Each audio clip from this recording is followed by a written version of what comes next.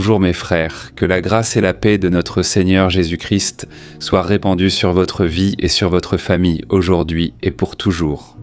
C'est le pasteur Antonio Junior et je suis ici une fois de plus pour prier pour votre vie, apporter un message de foi, d'espérance et chercher à vous aider dans votre marche avec Dieu. Frères, nous avons besoin de fortifier notre foi à travers la communion. Et même à distance, nous formons ici une grande chaîne de foi qui s'est répandue dans tout le Brésil. Grâce à vous qui partagez, à vous qui envoyez dans les groupes WhatsApp. Vous n'imaginez pas à quel point Dieu a utilisé la vie de chacun d'entre vous. Dieu a fait de grandes choses, et c'est pour cela que je suis très heureux. Et je veux vraiment que tu sois ici avec moi chaque jour. D'accord ? Alors, avant que nous commencions avec le message, je veux vraiment que tu t'abonnes ici à ma chaîne. Il te suffit de cliquer sur le bouton « S'abonner » qui est juste ici en dessous de la vidéo si tu n'es pas encore abonné. Je vais attendre un petit peu. Et quand tu cliqueras sur ce bouton, une petite cloche apparaîtra à côté. Il est très important que tu cliques sur la cloche et que tu sélectionnes l'option « Toutes ». Comme ça, tu seras toujours au courant dès que je publierai une nouvelle vidéo, d'accord ? Alors commençons mes frères. Je lisais aujourd'hui un passage qui se trouve dans Luc, chapitre 22, où l'on voit les derniers moments du Christ ici sur terre. Ici, on voit qu'il était dans le jardin de Gethsémani, et ce jardin se trouve près du mont des Oliviers, là où Jésus a prêché plusieurs fois à la foule. Et peu avant d'être trahi par Judas, Jésus priait là, dans le jardin de Gethsémani. Et la Bible raconte que le Christ était tellement angoissé par ce qui allait arriver, que sa sueur s'est transformée en gouttes de sang. Tu peux imaginer ça ? Je veux lire avec toi Luc 22, du verset 39 au 47. Regarde ce qu'il dit. Comme d'habitude, Jésus s'est rendu au mont des Oliviers et ses disciples l'ont suivi. Arrivé à l'endroit, il leur dit « Priez pour que vous n'entriez pas en tentation ». Il s'éloigna d'eux à une courte distance, s'agenouilla et commença à prier. « Père, si tu le veux, éloigne de moi cette coupe. Cependant, que ce ne soit pas ma volonté qui soit faite, mais la tienne. » Alors un ange du ciel lui apparut et le fortifia. Étant dans l'angoisse, il priait encore plus intensément, et sa sueur devint comme des gouttes de sang qui tombaient sur le sol. Lorsqu'il se releva de la prière et revint vers les disciples, il les trouva endormis, accablés par la tristesse. « Pourquoi dormez-vous » leur demanda-t-il. « Levez-vous et priez afin que vous n'entriez pas en tentation. » Pendant qu'il parlait encore, une foule arriva, conduite par Judas, l'un des 12. Celui-ci s'approcha de Jésus pour le saluer d'un baiser. Regardez, frères, je ne sais pas si vous le savez, mais le mot signifie pressoir à huile, c'est-à-dire un endroit où le fruit de l'olivier était pressé pour en extraire l'huile. Et Jésus, à ce moment-là, il était pressé par la tristesse, au point de transpirer du sang. Et nous passons tous aussi par le nôtre à un moment donné de la vie, c'est-à-dire un temps d'angoisse, un temps de peur, de solitude, tout comme cela s'est passé avec Jésus. Dans ce jardin, les gens ont aussi vu. Ils nous trahissent, nous abandonnent et nous blessent, et le seul sur qui nous pouvons compter, c'est Dieu. Mais le point central du message d'aujourd'hui est autre. Frère, Dieu a touché mon cœur très fort, pour parler de la façon dont nous devons traiter les personnes qui nous causent ce sentiment d'abandon, de trahison, de blessure.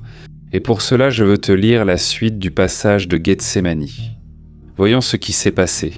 Ensuite, en voyant ce qui allait arriver, ceux qui étaient avec Jésus lui dirent « Seigneur, devons-nous frapper avec des épées ?» Et l'un d'eux frappa le serviteur du grand prêtre, lui coupant l'oreille droite. Jésus répondit cependant « Ça suffit ». Et en touchant l'oreille, il le guérit. Eh bien, c'est intéressant, frère. Ici, nous voyons qu'un disciple de Jésus a coupé l'oreille du soldat, et dans l'évangile de Jean, chapitre 18, il est dit que ce disciple était Pierre. Ce qui retient mon attention dans cette histoire, c'est qu'au milieu de la confusion à Gethsémani, qui a abouti à la trahison de Judas et à l'arrestation de Jésus, peu de gens ont remarqué que le dernier miracle accompli par Jésus pendant son ministère ici sur terre, c'est qu'il a guéri l'oreille de ce soldat en la remettant à sa place. Regardez quelle chose merveilleuse. Même en sachant que cet homme l'emmenait en prison, Jésus a eu pitié de lui. On ne sait pas si ce soldat a remercié ou non Jésus pour ce miracle, mais le Christ ne se préoccupait pas de la gratitude. Ce qui lui importait vraiment, c'était les gens, peu importe qui ils étaient ou ce qu'ils faisaient, parce que Jésus aimait tout le monde. Et c'est là que je veux te poser une question. Es-tu capable de te soucier des gens et d'avoir de la compassion pour eux, même pour ceux qui te veulent du mal? Je sais que tu répondras probablement non. C'est parce que nous sommes tous des êtres humains, nous sommes faillibles, pécheurs, souvent pleins d'orgueil. Et la plupart du temps, nous voulons que nos ennemis aient eux des ennuis d'une manière ou d'une autre. C'est ce qu'on appelle l'esprit de vengeance. Frère, je suis sûr que si l'un de nous était à la place de Jésus, nous remercierions Pierre d'avoir essayé de nous défendre et nous espérerions même qu'il arrache l'autre oreille de cet homme. Frère, je pourrais venir ici et vous dire, écoutez, vous ne pouvez souhaiter du mal à personne. Et alors vous me diriez, pasteur, c'est facile à dire, je veux vous voir à ma place. Frère, je sais que nous sommes tous faillibles et que, bien souvent, nous souhaitons du mal aux gens. Oui, mais je crois aussi que lorsque Jésus entre dans notre vie, lorsqu'il change notre cœur, alors nous arrivons à pardonner. Nous arrivons à faire preuve de miséricorde, de compassion. Je me souviens d'une fois où, nouveau converti depuis quelques mois, j'allais à une réunion de prière. Et puis, quand je descendais la pente pour aller à cette réunion, un groupe d'environ 5 jeunes hommes à vélo m'a entouré. J'étais avec mon cousin et ils nous ont tout pris. Ils nous ont agressés, ils ont pris notre téléphone portable et même nos baskets. Frère, à ce moment-là, Dieu m'a donné beaucoup de calme, beaucoup de sang-froid, et puis ils sont partis, ils ne nous ont pas fait de mal. Nous sommes ensuite arrivés à la réunion de prière et avons tout raconté. Mais pour la gloire de Dieu, nous avons réussi à pardonner. Nous n'avons gardé aucune rancune et nous n'avons même pas appelé la police. Le lendemain, nous avons appris qu'ils avaient été arrêtés et je vous avoue que j'ai ressenti le besoin de prier pour la vie de ces jeunes. Je ressentais beaucoup de compassion et je priais « Jésus, aie pitié d'eux. Ils ont été utilisés par l'ennemi, ils sont sur le chemin des ténèbres, utilisés par le diable. » Et puis le temps a passé, environ 2 ans se sont écoulés et un jour, un jeune homme voulait me rencontrer, il tenait vraiment à me parler. Quand je les ai rencontrés, frère, ce jeune homme a commencé à raconter qu'il faisait partie de ceux qui étaient dans le groupe qui m'a agressé, et il m'a demandé pardon. À ce moment-là, je lui ai dit qu'il n'avait même pas besoin de demander pardon, parce que je n'avais gardé aucune rancœur, aucun ressentiment. Et il m'a raconté qu'à partir de cette nuit-là, sa vie avait commencé à empirer énormément, et qu'il était impliqué dans la drogue. Un jour, alors qu'il fumait de la marijuana l'après-midi, il a pris une Bible chez lui, mais pas pour la lire. Non, frère, savez-vous ce qu'il a fait? Il a commencé à rouler une page de la Bible et il a commencé à faire une cigarette de marijuana. Au moment même où il a commencé à fumer, il a commencé à lire. Un passage était là, devant lui, dans le reste de la Bible qui était resté. Et à partir de ce passage de la Bible, Dieu a profondément touché son cœur. Et il m'a dit que c'est à ce moment-là qu'il est sans m'emmener de nouveau. Il a donné sa vie à Jésus sans que personne ne soit autour de lui. Et maintenant, il était là devant moi pour dire « Regarde, maintenant je suis ton frère en Christ. Maintenant nous faisons partie de la même famille. » Il était rayonnant de joie. Frère, ce témoignage m'a beaucoup marqué, parce que j'ai vu l'importance d'intercéder pour nos ennemis. De prier au lieu de se plaindre, de prier au lieu de pointer du doigt, au lieu de désirer la vengeance. Frère, nous devons protéger notre cœur. Et Jésus a prié là ce jour-là en demandant, pas seulement pour lui-même. Il a dit aux disciples, « Priez pour que vous ne tombiez pas en tentation. » Oh frère, tout ce que le diable veut, c'est que nous laissions place au mal, que nous rendions l'appareil, que nous rendions le mal que les gens nous font. Et c'est pourquoi je suis ici pour te dire, ça ne sera pas facile. Tu devras souvent renoncer à ta chair, parce que tu auras envie de dire du mal de cette personne. Mais Jésus lui-même a dit, si nous voulons pardonner, nous devons prier pour ceux qui nous persécutent. Nous devons bénir ceux qui nous maudissent. Tu sais ce que ça signifie? Bénir signifie parler en bien et maudire signifie parler en mal. Et je sais qu'il est très courant, quand nous sommes blessés, de commencer à parler en mal des autres aux gens, mais cela ne fait que compliquer le processus du pardon. Si tu as du ressentiment contre quelqu'un, arrête de parler en mal. Si tu n'as rien de bien à dire sur cette personne, ne dis rien. Et ainsi tu arriveras à pardonner beaucoup plus facilement. Amen. Et peut-être que malgré tout tu me diras « Ah, pasteur, mais j'ai déjà essayé de pardonner. Ça fait tellement longtemps, je n'y arrive pas. » Frères, savez-vous pourquoi Jésus arrivait à pardonner même le pire ennemi, même les personnes qui étaient en train de le crucifier?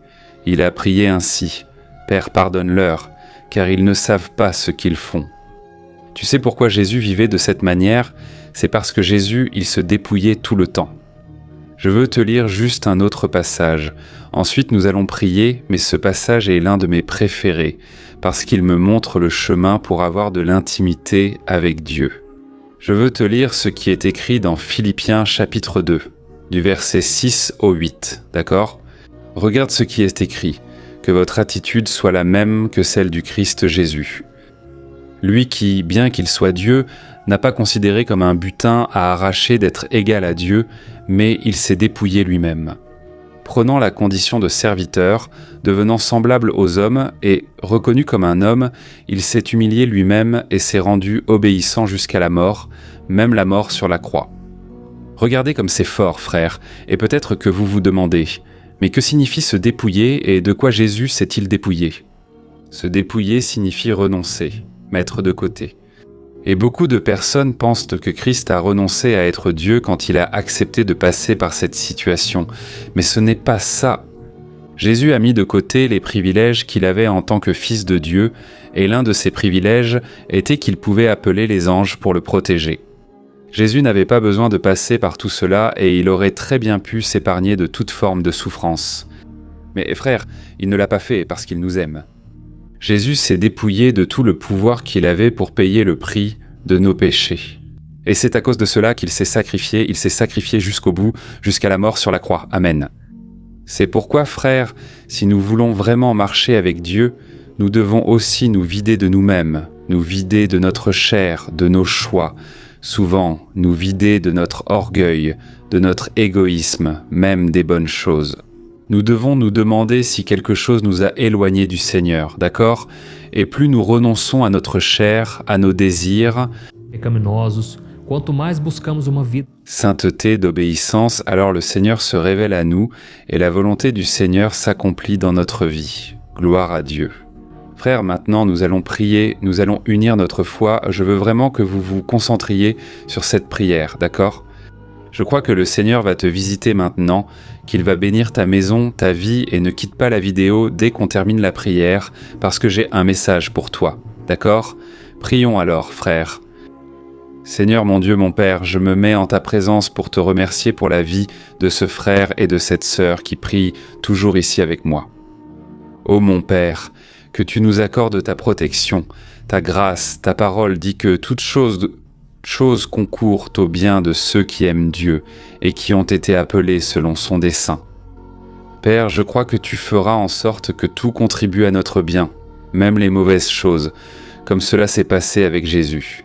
Parce que la croix n'a pas été la fin de sa vie, au contraire. Ce fut le début d'une nouvelle alliance que tu étais en train de faire avec les hommes. Ô mon Dieu, tout comme tu as ressuscité Jésus, nous te demandons, mon Père, apporte la vie là où il y a la mort, apporte la vie là où il y a le désespoir, le manque de foi, le désarroi. Que tu renouvelles notre force, notre foi, que tu nous aides à comprendre la grandeur de ton amour pour nous. Combien de fois, mon Père, nous oublions ce que Jésus a fait pour nous là sur la croix? Combien de fois nous ne nous souvenons pas de son sacrifice pour nous sauver, pour nous libérer du péché? Ô Jésus, tu as choisi de te dépouiller de ta gloire et de tout ton pouvoir pour que nous puissions être ici aujourd'hui, en train de prier et de glorifier ton nom. Seigneur, nous ne méritons pas ta miséricorde, ton pardon, mais malgré cela, tu es allé jusqu'à la croix à notre place. C'est pourquoi je suis ici pour te remercier pour tout et te remercier pour ta miséricorde, pour ta grâce. Ô Seigneur Jésus, nous voulons te ressembler de plus en plus, être chaque jour plus ferme dans ta présence. Et bien souvent, nous avons affronté des difficultés. Et alors nous commençons à nous plaindre, nous commençons à murmurer, à vouloir abandonner.